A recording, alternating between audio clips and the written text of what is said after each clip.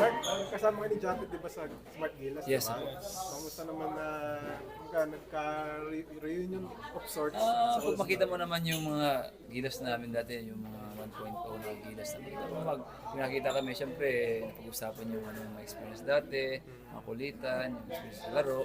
So yun naman laging paulit-ulit na yung mga nangyayari ng Japet, si Japet, kung ano yung mga pagdaanan namin. Ang dami ng pagdaanan ni Japet. So sobrang 3 years na magkasama kami.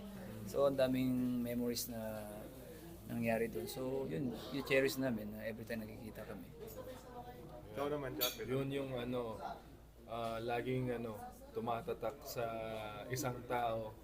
Yung pa-start ka pa lang, yung nag-uumpisa ka pa lang, yung wala ka pang you're starting to make a name for yourself. Tapos ngayon, tingnan mo naman, na siya, Mark Barroca na siya. So, ayun, mga simple beginnings talaga. Hindi ko makakalimutan yung mga yun. Naging roommate ko rin to sa Serbia. Sobrang sipag nito. Sobra. Pinang-janitor. Yung work ethic nito, tingnan mo naman hanggang ngayon. Mark, nung binubuo mo yung team, ano masasabi mo sa team mo? Yung mga binuo kong team, syempre palaban lahat.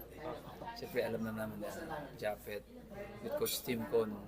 Syempre gusto nila competitive yung All-Star, di ba? Syempre gusto ko rin competitive yung mga teammates ko. And syempre with Coach George nga, di ba? Gusto ni Coach George. Kasi alam ko na yung system ni Coach George, di ba? Pag gumana ka talaga, gagamitin ka ni Coach George. Yung energy nandyan lagi. So, yun, pag-usapan namin kung ano yung gagawin pag sa All-Star na naman. Ikaw naman, Japet, yung team ninyo, ano masasabi mo? May experience ka na sa draft na ganito? Ayun, talagang mahirap talaga mag-draft eh. Talagang wala kang you can never go wrong. Pero yun nga, alam naman natin na strategy si Coach Tom.